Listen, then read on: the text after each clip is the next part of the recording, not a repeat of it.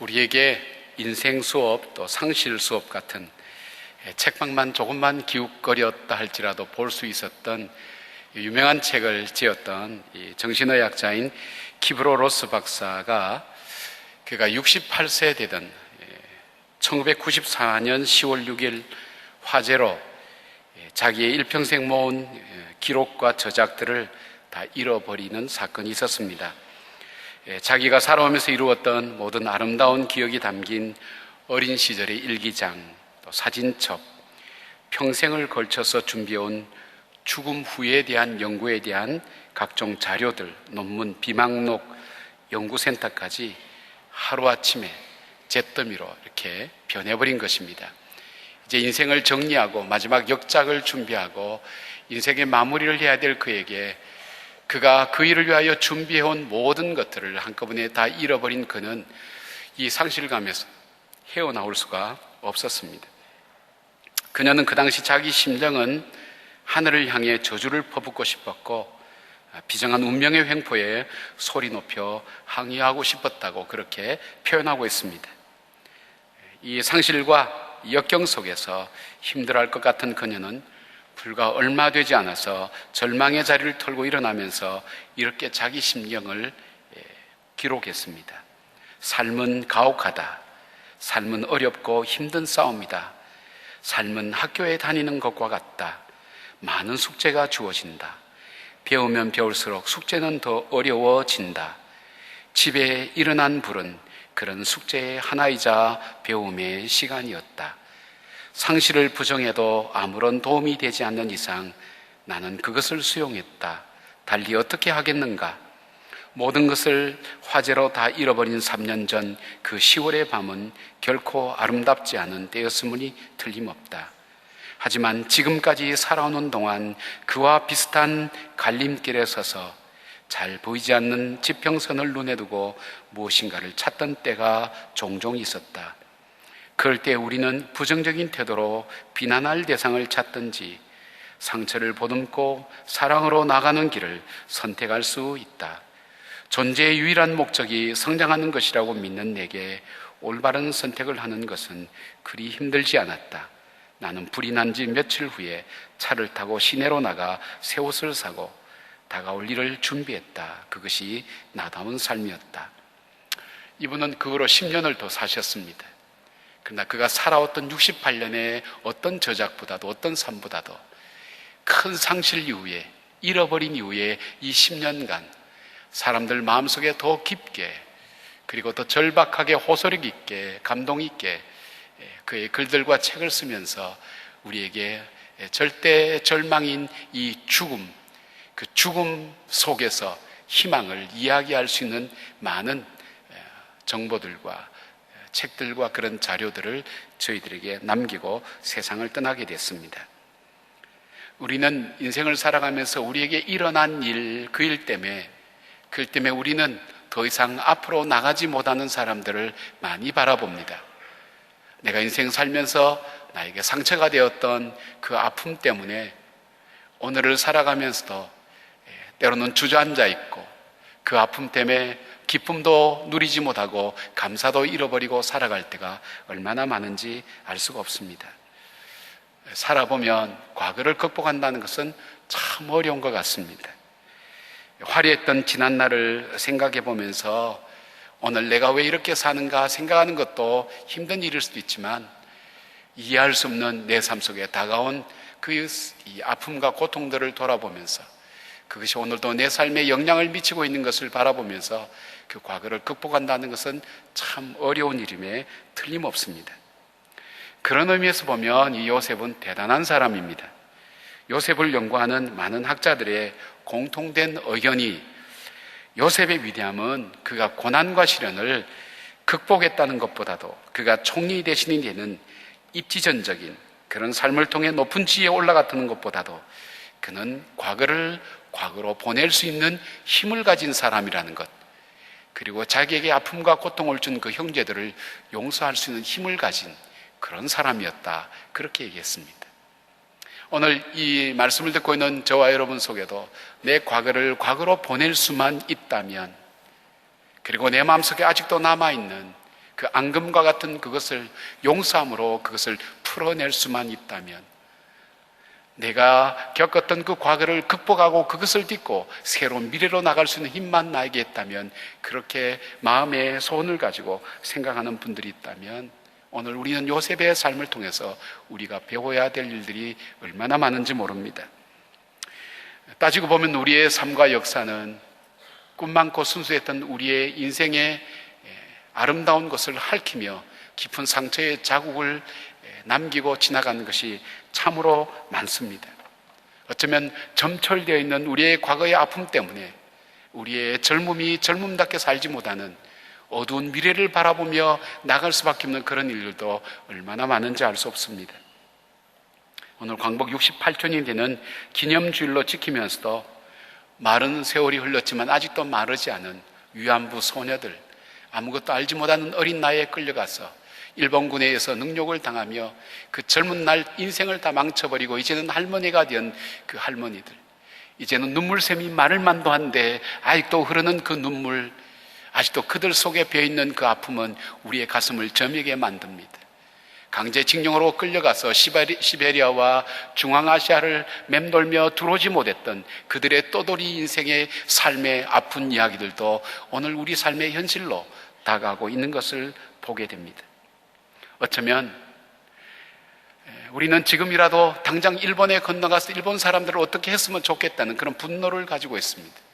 그럼에도 불구하고 돌이킬 줄 모르는 일본의 망국적인 발언, 파렴치한 모습에 치를 떨 때가 얼마나 많은지 모릅니다. 과거로 돌아가기를 원하는 일본, 저는 이렇게 해석합니다. 저 사람들이 정말 자기들이 더 이상 나갈 방법이 없구나, 위기라는 것을 스스로 전 세계에 천명하고 있구나 하는 것과, 과거에 머물기를 원하는 저들에게 역사는 저들에게 새로운 역사를 결코 맡기지 않는다는 것을 기억한다면, 우리는 오늘 일본과 같이 과거의 아픔에만 머물러 있을 수는 없을 것입니다. 마찬가지로 역사뿐 아니라 내 개인의 삶에도 과거에만 머물러 있을 수 있는 것이 아니라 과거를 딛고 일어서서 우리에게 열려진 새로운 미래로 나갈 수 있는 힘, 바로 우리에겐 그것이 필요한 것입니다. 오늘 요셉에게 있어서 그것이 가능했던 것이 뭘까? 첫 번째로 보면 요셉에 있어서 그것이 가능했던 첫 번째 이유는 요셉은 하나님의 섭리를 믿는 사람이었습니다. 45장 7절 8절 보니까 하나님이 큰 구원으로 당신들의 생명을 보존하고 당신들의 후손을 세상에 두시려고 나를 당신들보다 먼저 보내셨나니, 그런즉 나를 이리로 보낸 이는 당신들이 아니요 하나님이시라. 하나님이 나를 바로에게 아버지로 삼으시고 그 온 집의 주로 삼으시며 애굽 온 땅의 통치자로 삼으셨나이다. 요셉은 자기가 살아온 지난 날들, 이해할 수 없는 어느 날 한순간에 일어났던 있을 수 없는 일로 인해서 웅덩이에 빠짐으로 시작된 자기 인생의 비극을 이해할 수 없는 일들, 해석할 수 없는 자기의 아픔들, 바로 그런 자기의 인생을 그는 하나님의 섭리와 계획이었다고 그렇게 해석하며 그 과거를 넘기고 있는 것을 보게 됩니다. 그리고 그는 단순히 그것이 자기의 과거를 합리화시키기 위한 것이 아니라 하나님의 그 섭리와 목적은 아브라함으로부터 약속하신 그 일을 하나님께서 이루시고, 나뿐 아니라 바로 당신들과 우리들의 후손을 통해서 하나님께서 위대한 하나님의 나라, 하나님 백성을 만들시기 위한 하나님의 계획이 분명히 있었노라고 그는 그렇게 자기의 인생을 해석하고 있습니다. 하나님의 섭리를 바라보고 믿은 사람이었습니다. 여기 본문에 나오는 큰 구원이라는 이 단어는 히브리어로 리플레타 게돌라라는 그런 단어입니다. 여기에 어근이 된 펠레타라는 이 단어는 구약 성경에 28번 정도 언급되고 있습니다. 주로 피신 구원이라는 뜻인데, 이 단어는 특별히 하나님께서 자기가 선택한 백성들을 보호하시기 위해서 취하신 특별한 행동에 사용되는 단어라는 것입니다.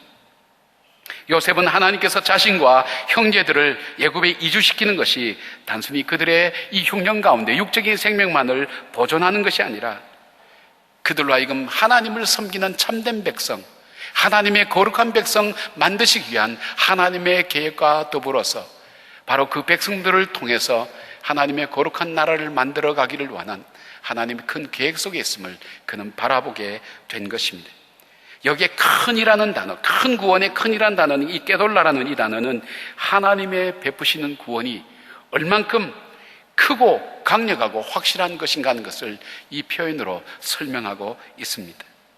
하나님께서 오늘 내 인생을 향한 하나님의 계획은 결코 변경될 수 없는 하나님의 섭리와 역사 속에서 이루어졌고, 나에게 이해할 수 없는 모든 일들은 바로 그 맥락에서 분명히 해석되어 줄 수 있는 삶이었다고 그렇게 얘기합니다. 하나님의 섭리, 자기의 삶 속에 있었던 것을 하나님의 역사 가운데서 그는 그렇게 해석하고 바라보고 있습니다.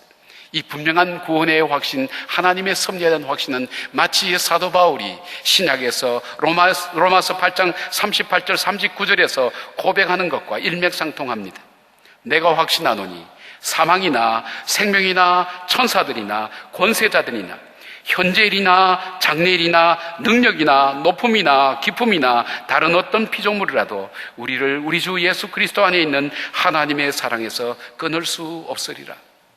자기 삶 속에 이해할 수 없는 일들, 동족에게 배신을 당하고, 그리고 죽음의 위기에 처한 그 40에 하나가만 매를 3번 맞고 5번으로 두들겨 맞고 돌멩이에 맞고 태장으로 맞고 도망다니고 배신당하고 흑암 가운데 있고, 그리고 파선당하고 거의 죽을 뻔했다고 생각하는 죽음의 파산 선고를 선고했던 이 사도 바울, 그로 하여금 그 절망과 좌절과 어려움 앞에 주저앉지 않고 끊임없이 복음의 역사를 밀고 나갈 수 있었던, 미래를 열어갈 수 있었던 힘이 무엇이냐? 지금 여전히 이 가운데서도 하나님께서 나를 사랑하시는 그 섭리와 역사는 중단되지 않고 있다고. 비록 내 눈에 칠흑 같은 어둠이 내 인생 속에 지금 나를 둘러 진치고 있다 할지라도 나를 향하신 하나님의 사랑은 결탄코 중단되거나 포기된 적이 없다는 그 믿음, 그것이 그 절망을 뚫고 미래를 열어갈 수 있었던 힘이 된 것을 봅니다. 그래서 그는 로마서를 통해서 이렇게 선포합니다. 8장 28절에 우리가 알거니와 하나님을 사랑하는 자 곧 그 뜻대로 부르심을 입은 자들에게는 모든 것이 선을 이루느니라. 모든 것이 합력하여 선을 이루는 하나님의 섭리. 그는 고난을 고난이라 부르지 않았습니다. 절망을 절망이라 부르지 않았습니다. 그 가운데 모양만 바꾸어서 다양하게 역사하신 하나님의 섭리, 하나님의 역사의 계획을 그는 신뢰하며 따라갈 때 절망이 그를 붙들지 못했던 것을 보게 됩니다. 그렇습니다. 우리가 어렵고 힘들 때 내가 눈에 보이는 것, 내가 경험하는 것, 내가 생각하는 것, 다른 사람이 이야기하는 환경에 거기에만 우리는 초점 맞춘다면 우리는 잘못 판단할 때가 많습니다. 그러나 이 고난과 역경 가운데 우리를 구원하시기 위한 하나님의 크고 놀라운 계획과 섭리를 바라보게 될 때 우리는 새로운 삶의 태도와 각오를 갖게 됩니다. 그래서 평안할 때도 교만하지 않습니다. 역경과 시련 가운데서도 절망하면서 포기하지 않게 되는 삶을 살게 됩니다. 영국의 작가이면서도 유명한 존 버년에 대한 이야기를 잘 하실 줄 압니다. 이 사람은 하나님께서 약속하신 말씀을 신실하게 믿는 좋은 그리스도인이었습니다. 근데 그가 너무나 억울한 누명을 쓰고 감옥에 들어가게 되었습니다. 그런데 그에게는 이 감옥에 지금 자기가 들어와서는 안 될 이유가 너무나 많이 있었습니다. 특별히 그의 마음을 아프게 하는 시각장애인 자기 딸이 있었습니다. 자기가 이 감옥에 들어오면 그를 돌볼 사람이 없는, 감옥에 내가 들어와서는 안 될 수많은 사연들이 저 감옥 밖에 남아있는 삶, 그리고 감옥에 들어온 이 배경 속에는 억울한 누명으로 이 감옥에 들어온 그에게는 분노와 그리고 절망이 이 감옥의 그 차가운 바닥에서 그의 마음속에 솟아오르기 시작했습니다. 그 순간 그는 감옥의 차가운 바닥도 보지 않았습니다. 현실도 보지 않았습니다. 그가 믿는 하나님의 신실한 약속을 다시 바라보기 시작했습니다. 하나님, 나를 향한 하나님의 계획, 하나님의 섭리, 분명히 나를 위해서 한 번도 중단된 일 없이 지금도 계속되고 있는데, 하나님, 그가 그렇게 고백하며 그 하나님의 약속을 바라보는 순간 그는 차가운 바닥에, 그의 감옥의 첫날 밤 그는 꿇어 앉아서 하나님 앞에 이렇게 기도를 드렸답니다. 하나님, 저를 이 감옥에 들어오게 하신 뜻이 무엇인지요? 이 감옥 속에서 시간을 제가 결코 낭비하지 않도록 도와주십시오. 그래서 저를 이곳에 오게 하신 하나님의 뜻을 다 이룰 수 있도록 해 주십시오. 그는 그 이튿날부터 감옥에서 한 편의 소설을 쓰기 시작했습니다. 그 소설이 바로 성경 다음에 가장 많이 팔리고 읽혀진 철로 역정이라는 책이었습니다. 하나님의 선하신 섭리 앞에 자신을 맡기고 이 상황 속에서 하나님의 뜻을 이루는 삶이 무엇인가를 기도하며 간구하기 시작했을 때 그는 환경에도 그의 억울함에도 상처와 아픔에도 매이지 않고 위대한 미래를 열어가게 된 것입니다. 우리가 어디에 있느냐 하는 것이 중요한 것이 아니라 어떻게 사는가 하는 것이 더 중요한 것입니다. 바로 그 원리가 어디서든지 하나님의 그 섭리를 바라보는 것입니다. 존 버년에게 있어서 처절한 절망의 이 차가운 감옥 이 바닥은 그에게 새로운 하나님의 역사의 문을 여는 창조의 자리가 된 것을 보게 됩니다. 사랑하는 여러분, 오늘 우리 청년들은 절망하는 시대에 우리는 살고 있습니다. 어쩌면 더 큰 절망이 앞으로 더 많이 다가올는지도 모릅니다. 그러나 우리에게 주어지는 그 어려움 속에서도 결코 포기하지 않는 하나님의 우리를 사랑하시는 그 사랑, 자기 아들은 포기할지라도 나보다 더 사랑하시고 나를 포기치 않는 그 하나님의 사랑, 칠흑 같은 어둠 그 가운데 있을지라도 여전히 하나님의 구원 계획은 계속해서 나를 통해서 이루어 가신다는 그 하나님의 약속과 비전의 말씀을 우리가 다시 한번 붙들 수 있다면, 오늘 우리로 하여금 한 발짝도 나가지 못하게 만드는 우리의 발목들의 족쇄가 풀려지며 우리로 하여금 미래를 열어가는 사람으로 걸어가게 할 것입니다. 여러분의 고난과 어려움과 절망은 의미가 없는 것이 아니라 하나님의 계획 속에 있다는 것을 다시 한번 그런 관점으로 바라보기 시작할 때 하나님께서 내게 행하신 일들이 무엇인가에 대해서 우리는 다시 초점 맞추며 다시 걷기를 시작하게 될 것입니다. 이것이 바로 요셉이 과거에 매이지 않고 과거를 딛고 일어서서 미래를 열어갔던 삶의 첫 번째 이유입니다. 요셉에게 있어서 두 번째 이유는 무엇입니까? 과거를 딛고 일어서서 그에게 있어서 걸림돌을 디딤돌로 삼고 다시 한번 담대하게 미래를 열어갔던 두 번째 이유는 바로 그는 미래지향적인 비전을 갖고 있었습니다. 요셉은 형들 앞에 자기가 요셉이라는 것을 밝히는 자리에서 형들과는 달리 과거에 매여 있는 그런 발언을 그렇게 하지 않습니다. 형님들의 기억력을 되살리는 의미에서 자기의 과거의 사건을 이야기하는 정도 이상을 하지 않습니다. 요셉이 다른 사람들과는 모르겠지만 자기 형들과의 만남에서, 첫 번째 만남에서 이야기해야 될 첫 번째 주제가 있다면 이것 아니겠어요? 왜 나를 팔았냐고. 여러분, 내가 만나는 사람마다 그 사람마다 대화를 나눌 주제들이 다 달라요. 그렇죠? 요셉이 형들과 만나서 첫 번째 대화의 주제가 뭘까요? 당신 왜 나를 팔았냐고. Why me? 왜 나냐고. 당신들이 판 이후로 내 삶이 얼마나 망가진지 아느냐고. 왜 형들인데 나에게 그럴 수밖에 없었냐고. 그것을 묻거나 따지지 않았습니다. 그에게서는 그 과거보다도 더 중요한 현재에 초점 맞추어서 이야기하고 있습니다. 아니, 그 현재보다도 현재를 통해서 미래에 대한 이야기를 그 형들과 나누는 요셉의 모습을 보시기를 바랍니다. 요셉이 말하는 것을 보면 그가 겪었던 어떤 것보다도 현재의 삶, 현재 당신들과 나와의 만남, 그리고 그것을 통해 열어갈 미래에 대해서 그는 관심을 갖고 이야기를 하게 됩니다. 대화의 포인트가 과거에 있지 않습니다. 심리학자들이 말하는 일반적인 이야기를 이렇게 들어보면, 그걸 종합해보면 사람들이 위기와 어려움 만나게 할 때 사람들이 주로 어떻게 반응하는가 하면 제일 먼저 반응하는 것은 개방적인 것보다는 방어적으로 반응한다는 겁니다. 여러분, 위기와 어려움은 내 자신을, 그리고 내가 가지고 있는 것을 지키지 못할 것이라는 위기감이 찾아옵니다. 그러니까 위기와 어려움이 내 삶 속에 느껴지면 느껴질수록 사람은 굉장히 이기적이 되고 방어적이 되고, 그렇기 때문에 공격적으로 변하게 된다는 것입니다. 두 번째는 수직적인 것보다는 수평적이 된다는 겁니다. 이것에 하늘의 의미를 찾거나 미래를 보거나 과거를 보거나 이것이 아니라 지금 현실 눈앞에 나에게 주어지는 손익이 무엇인지, 이해관계가 무엇인지, 철저하게 무엇이 나에게 유리한 것인지를 따라서 굉장히 초현실적으로 이렇게 된다는 거예요. 자기 속에 현실적인 생각밖에 못한다는 거예요. 앞뒤 생각을 못한다는 거예요. 세 번째는 긍정적인 것보다는 부정적으로 받아들인다고 합니다. 이러한 사실, 그 팩트보다도 더 절망적으로 생각하게 된다는, 상상하게 된다는 겁니다. 혹시 이런 일로 인해서, 혹시 이렇게 살다가 내 인생이 어떻게 되는 것은 아닐까. 점점 스스로 자기를 절망 가운데 몰아넣는 부정적인 생각으로 그 사고가 그렇게 흘러간다는 것입니다.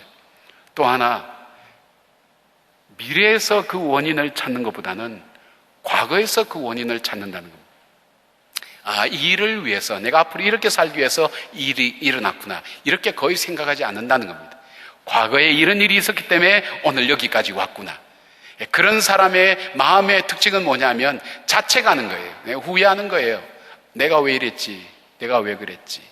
그리고 또 하나 있다면 나에게 그렇게 한 사람에 대한 원망과 분노, 그 마음으로 대체적으로 산다고 얘기되어 있습니다. 오늘 요셉은 충분히 그럴 수 있는 사람이었습니다. 그러나 요셉은 그 형들을 만나면서 그렇게 하지 않습니다.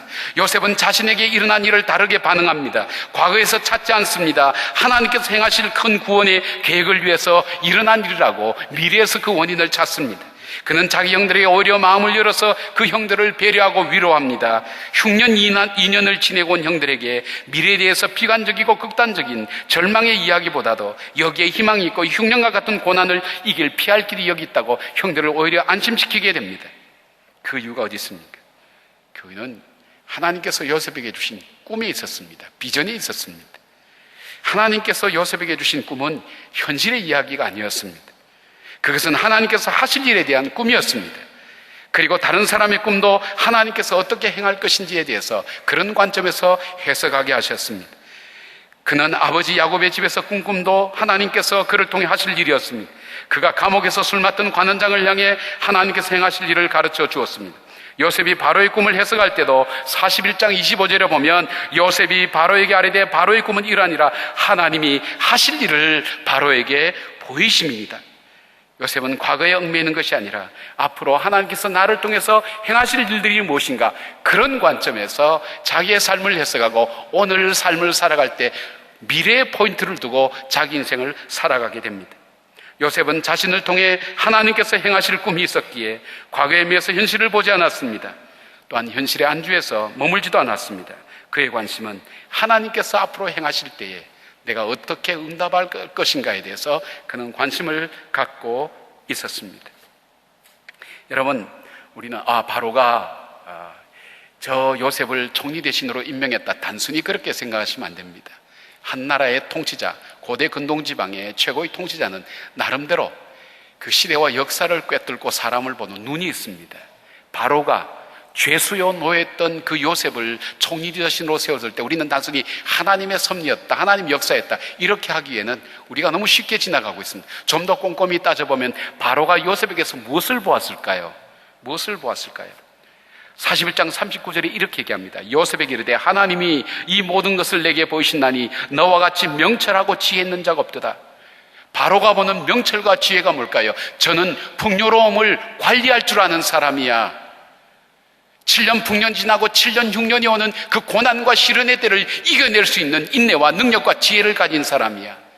그는 바로 이 미래를 책임지고 이 미래를 감당할 수 있는 사람이야. 그 확신이 왔을 때 그를 총리로 등용하게 된 거예요. 대단한 사람이에요, 여러분.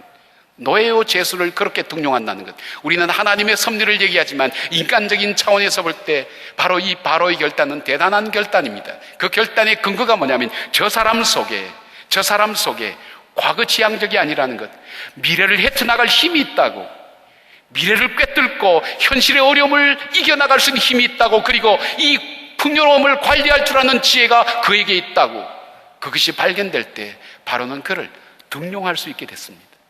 여러분, 직장에서 여러분 쓸 때 어떤 사람 쓸 것 같습니까? 이 사람은 풍요로움을 관리할 줄 아는 능력이 있구나. 시련과 고난과 어려움이 올 때 그것을 헤쳐나갈 수 있는 인내력과 비전과 꿈을 가지고 있구나 할 때 발탁하게 됩니다. 인사 담당자들의 공통적인 얘기가 그겁니다. 스펙이 아닙니다. 그 의지, 그 비전이 있는가. 바로 요셉의 포인트는 바로 그 비전을 가지고 있었습니다. 요셉이 이렇게 미래지향적으로 될 수 있었던 것을 비교적 잘 볼 수 있는 것이 요셉이 죽을 때 남긴 그 유언에 있었습니다. 50장 24절 보니까 요셉이 그의 형제들에게 이르되 나는 죽을 것이나 하나님이 당신들을 돌보시고 당신들은 이 땅에서 인도하여 내서 아브라함과 이삭과 야곱에게 맹세하신 땅에 이르게 하시리라 하고, 하나님께서 아브라함에게 하신 그 말씀을 꿰뚫고 있었습니다. 창세기 15장 16절에 하나님께서 이렇게 말씀하고 있습니다. 내 자손은 4대 만에 이 땅으로 돌아오리니 이는 아모리 족속의 죄악이 아직 가득 차지 아니함이니라 하시듯. 요셉은 하나님께서 이 언약대로 한다면 이삭 1대, 야곱 2대, 요셉 3대, 그리고 자기가 죽고 나면 이 백성들을 하나님께서 인도하여 가나안 땅으로 가실 거라는 그 확신을 가지고 있었습니다. 하나님이 행하실 그 일들 앞에 요셉이 뭐라고 얘기합니까? 내 해골을 메고 나가라고 얘기합니다. 분명한 증거를 제시하는 겁니다. 하나님이 하실 일 앞에 내가 어떻게 응답할 것인가, 그 하나님이 비춰주시는 그 비전 앞에 내가 어떻게 살아야 될 것인가에 대해 관심을 가지고 그 백성들에게 미래를 열어주는 그런 삶을 오늘 보여주고 있는 것입니다. 여러분, 요셉은 애굽에서 성공한 사람입니다. 자기가 생각할 땐 내 인생 이보다 더 좋을 수도 없고 앞으로도 이보다 더 나에게 나아질 가능성도 없다는, 지금 내 인생이 여기가 최고라고 생각하는 사람입니다. 그의 명성이나 그의 능력이나 모든 것도 지금 인생의 절정기입니다. 그런데 그는 현실에 안주하지 않았습니다. 현실을 넘어서서 하나님께서 내 인생 속에 행하실, 이 민족 속에 행하실 그 일들을 위하여 하나님은, 그 요셉은 거기에 포인트를 가지고 그렇게 이야기했습니다. 여러분, 요셉이 내 해골을 가져가라 하는 그 말의 의미가 무엇일까요? 그 해골을 메고 갈 때 그 해골을 가져가라는 그 유언이 애굽 사람에게 퍼질 때 그 사람들이 무엇을 생각하게 됐을까요? 이것을 묵상하던 아더 핑크 목사님, 그 목사님은 이걸 이렇게 이야기합니다.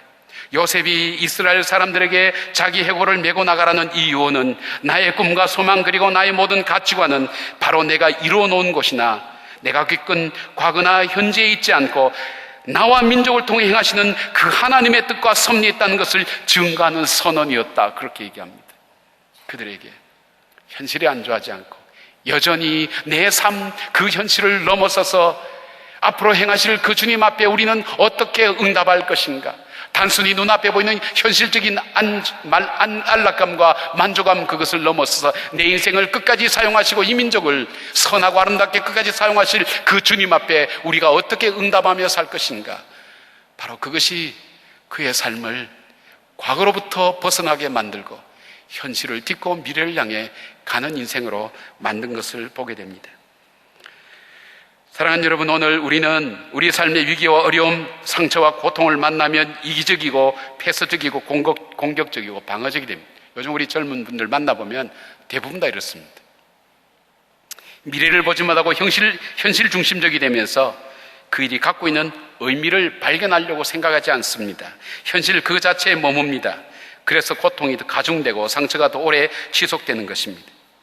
요셉처럼 하나님의 약속을 붙들고 하나님께서 행하실 일을 기대하면서 믿음으로 나갈 때 새로운 미래의 역사를 분명히 쓰게 될 것입니다. 고난과 상처는 하나님께서 이루고 크고 놀라운 일을 분명히 고백하는 증거가 될 것입니다. 여러분, 혹시 과거에 묶여서 고통스러워하면서 분노와 원망이나 자책감을 가지고 살지는 않습니까? 아니면 내가 이룬 이것에 만족하여서 거기에 젖어들어서 이제 이렇게 살면 다 됐다고 혹시 그렇게 안주하고 있지는 않습니까? 여러분, 미래로 향해 나가야 됩니다. 그 미래를 향해 나갈 뿐 아니라 미래를 열어주는 인생으로 우리가 살게 되는 것은 뭘까요? 내 삶을 하나님께서 나를 통해 행하실 그 약속하신 그 말씀 붙들 때에 우리의 삶은 새로운 미래를 여는 생각과 선택이 보석처럼 주어집니다. 그 고백은 요셉에게 후손들에게 새로운 하나님의 비전을 제시하는 통로가 되는 것입니다. 우리에게 살아온 삶도 중요합니다. 그러나 더 중요한 것이 있다면 우리가 살아갈 미래입니다. 과거에 매이는 사람은 앞을 향해 나갈 수 없을 뿐더러 미래를 준비하는 사람이 될 수 없습니다. 설교를 처음 시작할 때 저는 엘리자베스 퀴블러 러스 박사에 대한 이야기로 시작했습니다. 그는 눈앞이 아득한 역경에 의인이 대처하고 과거를 과거로 보낼 수 있었던 그것은 그의 의식 속에 하나님 우리에게 주신 최고의 선물은 자유의지라는 것이었습니다. 일어난 사건은 바꿀 수 없지만 그 사건을 내가 어떻게 해석하고 어떻게 받아들이느냐, 그 자유는 하나님께서 여전히 우리에게 주셨다는 그 사실, 그가 그것을 믿고 받아들일 때 그는 과거를 과거로 보낼 수 있게 되었다고 합니다. 사랑하는 여러분, 오늘을 회상하며 먼 훗날 여러분의 인생이 가을이나 겨울이 되었을 때 오늘 참 내가 잘못 살았구나 후회하지 않는 그런 인생 되기 위해서 오늘 우리는 어떤 삶을 선택하고 살아야 될까요? 가을이 되면 많은 사람이 사랑하는 시가 있습니다. 윤동주 씨의 시가 있습니다. 우리를 돌아보게 만드는 시입니다. 내 인생에 가을이 올 때 내 삶이 이제는 어느 정도 살고 내 삶의 어떤 삶의 마무리 시점에 들어갈 때 오늘을 돌아보며 회상하며 나는 어떻게 오늘을 이야기할 것인가를 생각하는 것입니다. 그 시를 읽어드리면서 말씀을 마무리 짓겠습니다. 내 인생에 가을이 오면, 내 인생에 가을이 오면 나는 나에게 물어볼 이야기들이 있습니다. 내 인생에 가을이 오면 나는 나에게 사람들을 사랑했느냐고 물을 것입니다. 그때 가벼운 마음으로 말할 수 있도록 나는 지금 많은 사람들을 사랑하겠습니다. 내 인생에 가을이 오면 나는 나에게 열심히 살았느냐고 물을 것입니다. 그때 자신 있게 말할 수 있도록 나는 지금 맞이하고 있는 하루하루를 최선을 다해 살겠습니다. 내 인생에 가을이 오면 나는 나에게 사람들에게 상처를 준 일 없었느냐고 물을 것입니다. 그때 자신 있게 말할 수 있도록 사람들을 상처 주는 말과 행동을 하지 말아야 하겠습니다. 내 인생에 가을이 오면 나는 나에게 삶이 아름다웠냐고 물을 것입니다. 그때 기쁘게 대답할 수 있도록 내 삶의 날들을 기쁨으로 아름답게 가꾸어 가야겠습니다. 내 인생에 가을이 오면 나는 나에게 어떤 열매를 얼마만큼 맺었느냐고 물을 것입니다. 내 마음밭에 좋은 생각의 씨를 뿌려 좋은 말과 좋은 행동의 열매를 부지런히 키워야겠습니다. 여러분, 요셉과 자기의 삶을 아름답게 후회하지 않고 살았던 사람들 속에 공통적으로 발견되는 것이 있습니다. 요셉에게 그가 하나님의 섭리를 바라볼 수 있는 눈, 그리고 오늘 현실이 아니라 하나님께서 행하실 그 일 앞에 미래를 바라볼 줄 아는 그 비전이 어디서부터 나왔을까? 그것은 바로 말씀에서 나왔습니다. 말씀. 하나님의 말씀입니다. 전 요즘 제가 목회를 우리 교회 목회 지금 12년째 하고 있는데 우리 교회 참 많은 프로그램도 있잖아요. 제 마음속에 다시 주어지는 확신이 있습니다. 사람의 방법으로는 우리는 결코 변할 수 없다. 우리를 정말 변하게 할 수 있는 하나님 말씀밖에 없다. 여러분 속에 절망이 있습니까? 현실이 안주하고 싶은 마음이 있다면 여러분 절망이란 책을 덮으시고 여러분 속에 다시금 오래 닫아두었던 어쩌면 먼지가 쌓였을지도 모르는 그 성경책 하나님 말씀을 다시 여십시오. 그 말씀을 읽으십시오. 그 말씀을 묵상하십시오. 여러분이 읽어야 될 어떤 베스트셀러보다도 그 책을 읽으셔야 됩니다. 이 말씀을 먹으셔야 됩니다. 이 말씀을 먹을 때에 우리 마음속에 내가 전혀 예상하지 못했던 하나님의 섭리에 대한 새로운 빛들이 나의 삶 속에 들어오기 시작합니다. 내 가치관 속에, 내 인생관 속에, 내 자아관 속에 하나님의 섭리의 관점에서 내 삶을 바라보는 새로운 빛들이 내 삶 속에 비춰지기 시작합니다. 이 말씀을 먹을 때에 과거에 매있는 나의 삶, 과거 속에 머물러 있는 나의 삶 속에 하나님이 행하실 미래로 내 눈과 시선이 바뀌어지는 것을 경험하게 될 것입니다. 오프라 윈프리에 대한 얘기를 여러분에게 이전에 말씀드린 적이 있습니다. 13살 때 미혼모의 자녀로 태어나서 할머니 손에 자란 13살 때에 외삼촌에게 강간을 당하고 그리고 자녀를 낳지만 2주 만에 죽고 절망과 저혈 가운데 있을 때 예수 그리스도를 믿은 자기 생부를 만나서 그 생부를 통해서 들었던 하나님 말씀, 그 속에 자기의 경험과 살아온 삶과는 전혀 상관없는 놀라운 자기 마음속에 싹 드는 것이 있었습니다. 인생은 감사한 것이 아닌가? 내 속에 감사의 일기를 적어보자. 그 감사의 일기가 그를 새롭게 만들고 아무런 보잘것없는 그 인생이 전 세계 12여 개 사람들에게 영향을 줄 수 있었던 그 새로운 삶의 관점이 무엇입니까? 말씀이었습니다. 사랑하는 젊은이들, 좋은 책들, 스님 책들도 요즘 좋은 거 많이 나와요. 그것보다도 여러분이 볼 수 있는 더 우선순위가 있다면 하나님 말씀을 묵상하십시오. 매일 큐티하십시오. 그 속에서 전혀 여러분이 상상하지 못한 여러분의 삶 속에서 결코 기억되거나 떠오르지 못할 하나님의 비전들을 그 말씀 속에서 발견하게 될 것입니다. 여러분의 미래는 말씀 속에 있습니다. 이 민족의 미래도 교회도 말씀 속에 미래가 있음을 저는 다시 고백합니다. 함께 이 말씀을 열어서 우리의 삶 속에 이 시대를 헤쳐갈 수 있는 요셉과 같은 지혜를 주실 그 하나님 앞에 믿음으로 결단해 나가는, 이 시대를 열어가는, 헤쳐가는 동력자로 여러분들을 초청합니다. 기도하겠습니다.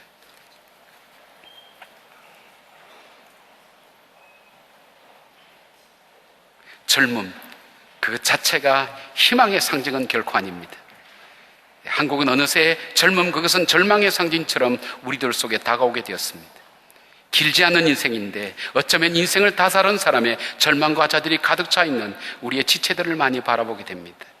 어떻게 해줄 수 있는 것이 없습니다. 정말 여러분의 과거가 이야기하는 음성, 현실이 이야기하는 음성을 넘어서서 나에게 희망의 빛의 음성을 듣기를 원한다면 여러분 결단하십시오. 주님, 내가 말씀을 열겠습니다. 나를 사랑하신 하나님의 그 언약의 말씀 다시 붙들겠습니다. 그 말씀을 열 수 있도록 하나님 나에게 지혜를 주십시오. 깨달을 수 있도록 나와 함께 동행하여 주십시오.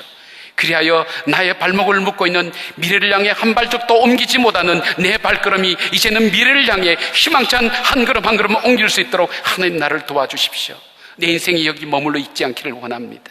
현실에 안주하기를 하지 않기를 원합니다. 나를 향해서 베푸실 그 하나님의 놀라운 섭리 앞에, 역사 앞에 응답하는 인생으로 살기를 원합니다. 하나님이 이 말씀을 보게 하시고 이 말씀 속에 내 인생이 있음을 다시 고백하기를 원합니다. 그런 마음으로 여러분 진심으로 하나님 앞에 이 시간 잠깐 기도하시면 좋겠습니다. 도움을 요청하십시오. 여러분에게 이 말씀에 접촉하지 못하도록 끊임없이 방해하는 세력이 있다는 것을 여러분 아셔야 됩니다. 우리의 죄성과 어둠의 영들이 이 세상이 우리로 하여금 말씀 속에 집중하지 못하도록 만든다는 것을 여러분 알고 계셔야 됩니다. 성령의 도우심 없이는 일은 할 수가 없습니다. 하나님 도와주십시오. 함께 해주십시오. 그렇게 살기를 원합니다. 그렇게 살고 싶습니다. 내 속에 희망을 이야기하고 싶습니다.